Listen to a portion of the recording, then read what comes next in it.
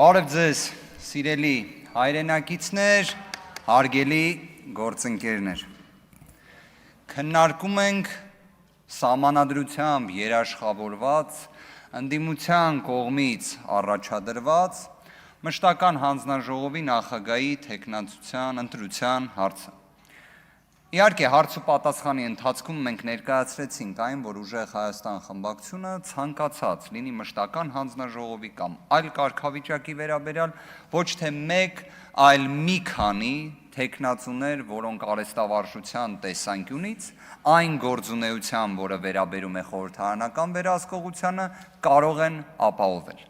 Բայց բոլոր դեպքերում ազգային ժողովի քաղաքացիական պայմանագիր խմբակցության կողմից կատարված գործողությունը ժողովրդավարական չէր։ Այն սահմանադրության էությունից ազգային ժողովի առաքելության չէր համապատասխանում եւ չէր բխում։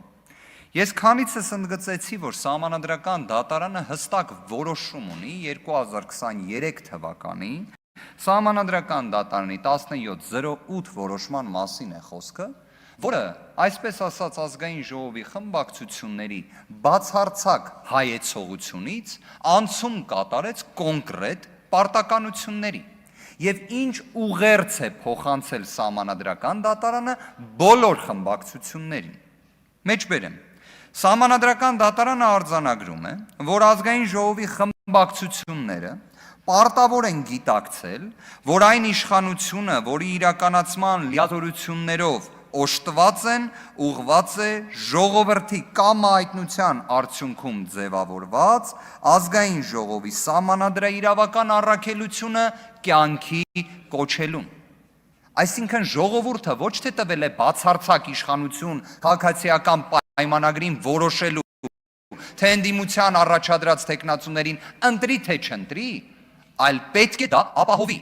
Ես լսեցի մի հարցադրում, թե եթե լիներ հակառակ իրավիճակը, որ պետք լիներ Ուժեղ Հայաստան խմբակցության կողմից կողմ ձայներ։ Հարգելի գործընկերներ, սիրելի հայրենակիցներ, օրենքի սահմանադրության էությունը նրանում է, որ այն դուր գալ, դուր չգալով չի, այն ապահովելու մասին է։ Այլ հարց, որ քաղաքացիական պայմանագիրը վերջին 8 տարիների ընթացքում իհարկե այդ հարցում ֆանտաստիկ նշաձողեր է սահմանել։ Այն, որ մենք կրկին ունենալու ենք առիթ խոսելու ձեր դատաիրավական բարեփոխումների մասին, դա ակնհայտ է։ Բայց եկեք առիթը օգտագործենք, մեկ այլ հանգամանք քննարկենք։ Պարոն Հարությունյանը շատ հետաքրքիր միտք նշեց։ Բոլորս գիտենք, չէ, որ հիմա գյուղատնտեսական արտադրանքների արտահանման, գյուղատնտեսությամբ զբաղվող մեր հայրենակիցների համար տնտեսական տեսանկյունից դժվարություններ կան, որոնք էական, բացասական, ֆինանսական հետևանքներ են ունենում։ Բայց պարոն Հարությունյանը քաղաքացիական պայմանագիր խմբակցության անունից կարելի է ասել, բացահայտեց այս ռեբուսը, որտեղից է սա առաջացել։ Փաստորեն խնդիրը նրանում է, որ Ավետիք Չալաբյանը հանդիպել է մի քանի դիվանագետի կամ ինչ-որ պաշտոնյաների ու դրա արդյունքում այդ սահմանափակումները սկսել են գործել։ Բայց տեղի դատախազությունն է Ավետիք Չալաբյանին մեղադրում է նախապատրաստության մեջ նման արարքի։ Այսինքն չի արել Ավետիք Չալաբյանը։ Հիմա ավելի կարևոր հանգամանք։ Փաստորեն Հայաստանի Հանրապետության գործադիր իշխանությունից, քաղաքական իշխանությունից ավելի զորեղ ուժ կա։ Դա Ավետիք Չալաբյանն է, որ կարողանում է խոսալ եւ Հայաստանի համար տնտեսական սանկցիաներ բերի։ Այսինքն դուք ուզում եք ասեք Նիկոլ Փաշինյանը, ով ասում է, որ Ռուսաստանի Դաշնության հետ ամենաֆանտաստիկ հարաբերությունները 30 տարվա ընթացքում մենակ ինքն է ապահովել։ Այսինքն ինքը նույնիսկ Լևոն Տեր-Պետրոսյան Ելցին հարաբերություններից ավելի բարձր նշածող է սահման է, ու այդ հարաբերությունների մեջ սեպակարում խրի մի քրեական գործով դրվագ։ Այն էլ անմեղության կանխավարկածը չհաղթարած, այն էլ տևական ժամանակ կալանքի պայմաններում, բայց այսօր կալանքը վերացված իրավիճակում։ Չէ, սա հարգելի գործընկերներ, սա կարծում եմ առնվազն լուրջ չէ, որովհետև ես հիշում եմ, դուք նախընտրական քարոզարշավի ընթացքում հստակ մեր հայրենակիցներին խոստում էիք տվել։ Ասել էիք, եթե դուք ընտրվում եք, 7 օրում այդ խնդիրը լուծում եք։ Հիմա այդ 7 օրում այդ խնդիրը չլուծելու խոչընդոտը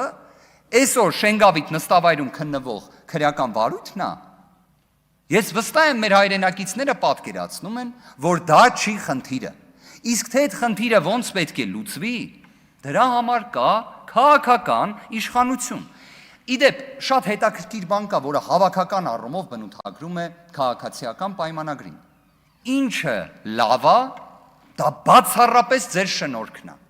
Ինչը վատն է, դուք զերո առնչություն ունեք դրա հետ։ Դրա համար ընդཐུպ մինչև ես սարսափում եմ այն մտքից, որ դուք մի օր հասնելու եք Տիգրան Մեծին։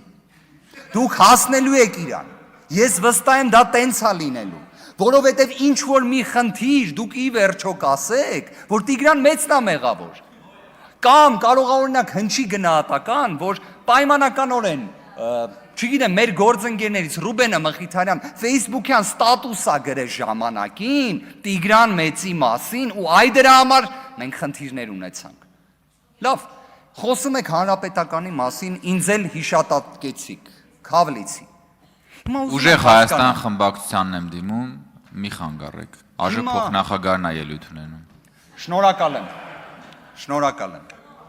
Հիմա եկեք այս հարցնել, էլի մի հատ անկեղծորեն հասկանանք։ Դուք ընդհանրապես հանրապետական բառի հետ կապված եթե խնդիր ունեք, ես ակնկալում եմ, որ օրինակ ցավոք շեղվում ենք Տիկին Մանուկյանի տեխնացիան հարցի քննարկումից, բայց ամփոփիչ ելույթի շրջանակներում Վազգեն Սարգսյանին անդրադարձեք։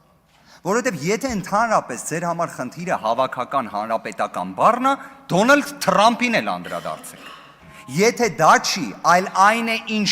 ես եմ կարծում, հուսով եմ, որ դուք խոսում եք արատավոր, անընդունելի բարքերի մասին։ Դուք խոսում եք ֆունդամենտալ խնդիրների մասին, փորձում եք դա բնութագրիչ որպես վերցնել այդ եզրույթը։ Բայց այդ եզրույթը վերցնելով դուք հետո շրջանակը ընդլայնում եք։ Շրջանակը ընդլայնելու օրինակներից մեկը նա է, որ դուք ենթադրենք խոսում եք 16-18 թվականների մասին։